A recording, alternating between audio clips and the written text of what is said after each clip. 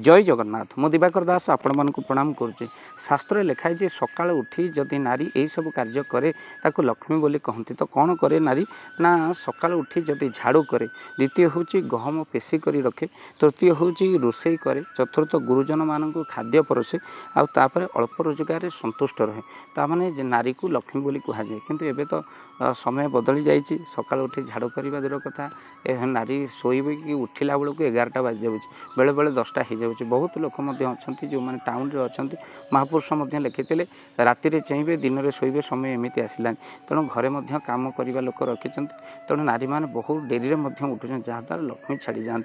किंतु मन रखि था जो नारी ता स्वामीर निंदा कौन सी जगार करे ना जानतु से नारी हूँ पतिव्रता। ये नारी ही भाग्य थे मिले। सकाल उठी स्वामीर पाद सेवा करी जो नारी अन्यान्य कार्य को जाए जानतु धरी से नारी ही लक्ष्मी। आउ प्रकृत में स्वामीर जेतिक रोजगार अच्छी ताधे संतुष्ट हो चलवा सहित संचय करें से हूँ नारी लक्ष्मी स्वभाव। जो नारी आसवा पर धन आस्ते आस्ते बढ़ा लगे, स्वामीर टेंशन दूर हुए, स्वामी जिते रागिले तार क्रोध को शांत करने स्त्री पाखे से अमोघ औषध थाए जानतु धरिकी से नारी हूँ प्रकृत लक्ष्मी बोली विवेचित करा।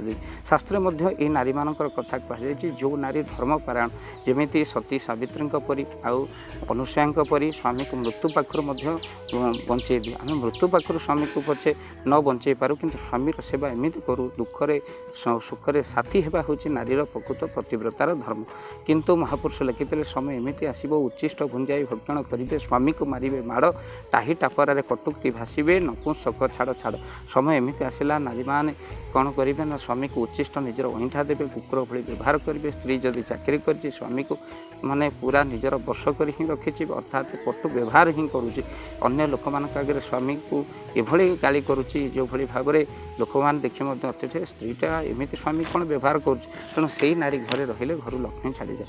भक्तबंधु जो नारी दुलदुल होकर चले तापर जो नारी स्वामी को बारंबार खुंटना दिए, स्वामी को सब अशांति हुए स्वामी उपर, तेणु यही नारी घरे लक्ष्मी छाड़ी जाए। तेणु स्वामीर मन को नहीं चलबार नारी मिलवा कोटि जन्मर भाग्य। सकाल उठी जो स्त्री ता स्वामीर पाद सेवा कर अन्य कार्य करे, स्वामी को प्रणाम करे सकाल उठी, से नारी को कलिजुग में पतिव्रता नारी बोली कहुई। आ सकाल उठी यही कार्य करुवा नारी लक्ष्मी वश कर दियंती। अर्थात लक्ष्मी पूजा धर्मस्थली को जावा, ठाकुर सेवा पूजा करवा, गरीब असहाय मान को दान प्रदान करवा, ये सब नारी यदि लक्षण थाए जिते घर विपद को आसिले बहु जी मुंड पतई सहीने जानतु से नारी हूँ प्रकृत लक्ष्मीकर प्रतीक। आलोचना आम कले कौ नारी निश्चिंत लक्ष्मी। वीडियो को शेयर करी, चैनल जदि नुआ चैनल को सब्सक्राइब कर दिखाँ। जय जगन्नाथ, जय पंच।